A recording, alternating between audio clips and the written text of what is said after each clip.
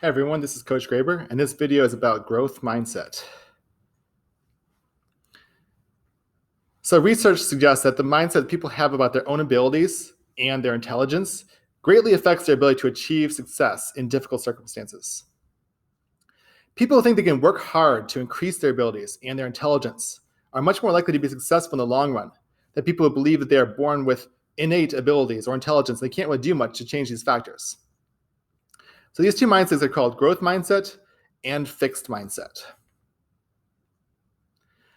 A person who has a fixed mindset, they believe that their abilities and intelligence are fixed traits that they're born with or they obtain naturally.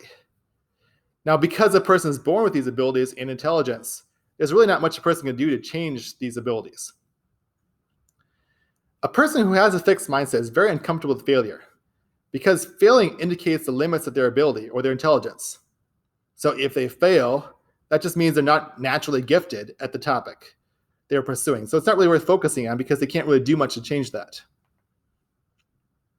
Now, some with a growth mindset, on the other hand, they believe their abilities and intelligence can be developed. It can grow. So if they put hard work into what they're doing, then the traits that they're born with are just a starting point, and that hard work is going to help them develop as a person. This person believes they can always improve if they just keep trying and keep putting effort into what they're doing. A person who has a growth mindset knows that failure is a learning opportunity. If they fail, they just learned one way not to do it. They have the opportunity to learn from that mistake, that failure, and to get up and try again, try a different way, and to grow and improve. Now, the growth mindset leads to long-term success, while the fixed mindset leads to frustration and discouragement. Everyone who is pursuing something difficult, any achievement, great or small, you're going to encounter setbacks in the way, regardless of what you're doing.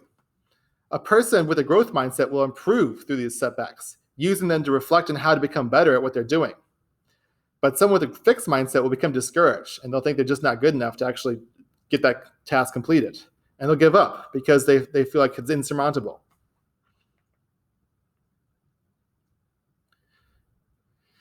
So the fixed mindset is caused by your amygdala, your brain security guard. It's warning your brain of the dangers of failure. The amygdala shuts down your prefrontal cortex, which is the logical part of your brain, if it feels that you're in danger.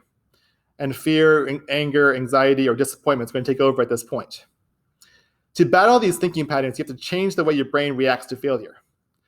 When you make a mistake, instead of going into that fixed mindset of telling yourself you're not good enough, you're not going to be able to achieve success, take a deep breath to stop your amygdala from taking over. Mentally remind yourself that making a mistake does not mean you are a failure and does not dictate your future. And instead, reflect on how you can improve the next time you try. This might take a lot of practice, a lot of work. That amygdala is very strong. It's a very strong part of our brain. It's very easy for your brain to kick into that mode of telling yourself you're not good enough, you're not going to be able to achieve the success. You have to keep working at doing the breathing and telling yourself, no, I just learned a way not to do it, and making that mistake does not mean that I failed.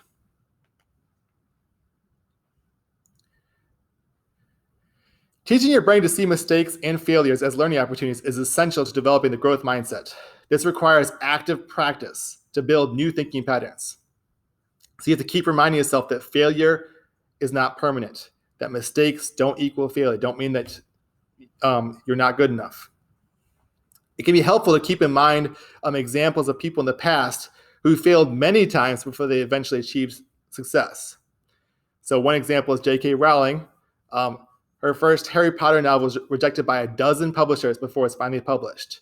She failed a dozen times publishing Harry Potter before it's finally published. And we know how much of a success that was.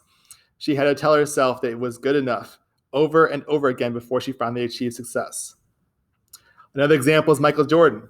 Many of you may know that Michael Jordan did not actually make his high school basketball team.